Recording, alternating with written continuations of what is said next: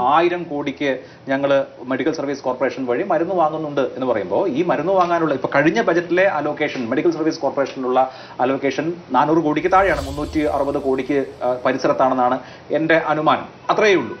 ഇപ്പോൾ ഞാൻ ചോദിക്കുന്നത്, ഇപ്പോൾ ഓക്കെ, സർക്കാരിന് കൂട്ടുത്തരവാദിത്തവും മറ്റു കാര്യങ്ങളൊക്കെ ഉണ്ട്, വേണ്ടത്ര പണം കിട്ടുന്നില്ല എന്നൊരു പരാതി ആരോഗ്യമന്ത്രിക്കുണ്ട്. നോക്കൂ, ഞാൻ അഭിലാഷിനോടും ചോദിക്കുന്ന ഒരു കാര്യം, കേരളത്തിന്റെ ചരിത്രത്തിൽ ആരോഗ്യ മേഖലയിൽ ഇത്രയും അധികം പണം ഒരു സർക്കാർ ചെലവഴിച്ച കാലഘട്ടം ഉണ്ടായിട്ടുണ്ടോ?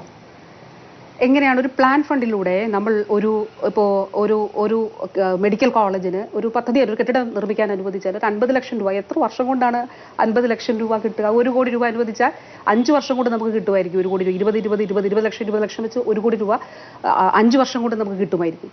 കേരളത്തിന്റെ ചരിത്രത്തിൽ ആരോഗ്യ മേഖലയിൽ ഇത്രയും അധികം പണം ചെലവഴിച്ച ഒരു കാലഘട്ടം ഉണ്ടായിട്ടില്ല. ഇൻവെസ്റ്റ്മെന്റ് മാത്രമല്ല, സൗജന്യ ചികിത്സ എവിടെ നിന്നാണ് നമ്മൾ തുടങ്ങിയതെന്ന് ആലോചിക്കണം. 2015-16 കാലയളവിൽ, ഈ ഇടതുപക്ഷം തുടങ്ങുമ്പോൾ 2015-16 കാലയളവിൽ ഏതാണ്ട് 131 കോടി രൂപ ആണ് ഇൻഷുറൻസിന് വേണ്ടി ചെലവഴിക്കപ്പെട്ടിരുന്ന ഇൻഷുറൻസിന് വേണ്ടിയിട്ട് ചെലവഴിച്ചിരുന്നത്.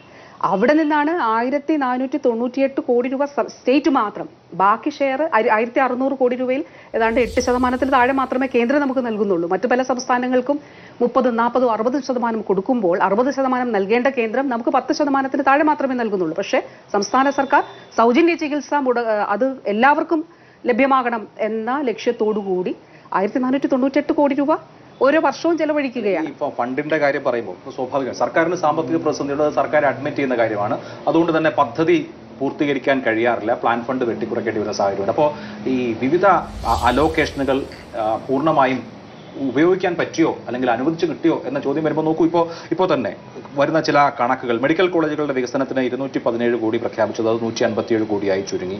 അതുപോലെ തന്നെ മെഡിക്കൽ കോളേജുകളിൽ തന്നെ സർജിക്കൽ റോബോട്ട് 29 കോടി, ഓങ്കോളജി ആൻഡ് ടെർഷറി കെയർ സെന്ററിന്റെ പണം, മജ്ജ മാറ്റിവെക്കൽ യൂണിറ്റ്, ഇങ്ങനെ പ്രഖ്യാപിച്ചതും അനുവദിക്കാത്തതുമായ തുകയുടെ ഒരു വലിയ ലിസ്റ്റ് നമ്മുടെ മുമ്പിലുണ്ട്. അത് ആരോഗ്യമന്ത്രിയുടെ മുമ്പിൽ ഉണ്ടാവാറുണ്ടല്ലോ. നോക്കൂ, റോബോട്ടിക് സർജറി കേരളത്തിന്റെ ആരോഗ്യ മേഖലയിൽ നമ്മൾ കേട്ടുകേൾവി ഉണ്ടായിരുന്നില്ല. സ്വാഭാവികമായിട്ടും പറയാം, വൈദ്യശാസ്ത്രം ഇത്രയും അധികം ടെക്നോളജി ഇത്ര വികസിക്കുന്നതിന്റെ ഭാഗമായിട്ടാണ് റോബോട്ടിക് സർജറി ഇവോൾവ് ചെയ്തത്.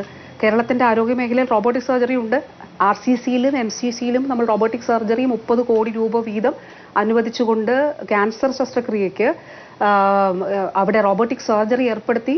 പീഡിയാട്രിക് റോബോട്ടിക് സർജറി, പീഡിയാട്രിക് കേസുകളിൽ പോലും റോബോട്ടിക് സർജറി നടത്തുന്നുണ്ട്. അപ്പോൾ തീർച്ചയായിട്ടും ഇത് നടപ്പിലാക്കുന്നതിന് വേണ്ടി തന്നെയാണ് സംസ്ഥാന സർക്കാർ ശ്രമിച്ചുകൊണ്ടിരിക്കുന്നത്. ഇപ്പോൾ തിരുവനന്തപുരം മെഡിക്കൽ കോളേജിനെ സംബന്ധിച്ചിടത്തോളം ഇപ്പോൾ SIT ഉണ്ടല്ലോ. അവിടെ SIT രാജ്യത്തെ 10 സെന്റർ ഓഫ് എക്സലൻസ്, നമ്മളല്ല സെന്റർ ഓഫ് എക്സലൻസ് എന്ന് പറയുന്നത്, കേന്ദ്രം പറയുകയാണ് റയർ ഡിസീസിന്റെ. രാജ്യത്ത് ആദ്യമായി റയർ ഡിസീസിന് വേണ്ടിയിട്ടൊരു സൗജന്യ പദ്ധതി കേരളം ആവിഷ്കരിച്ചു, കെയർ. 2024 ബഹുമാനപ്പെട്ട CM ഉദ്ഘാടനം ചെയ്തു, SMA ബാധിതരായിട്ടുള്ള കുട്ടികൾക്ക് വേണ്ടി.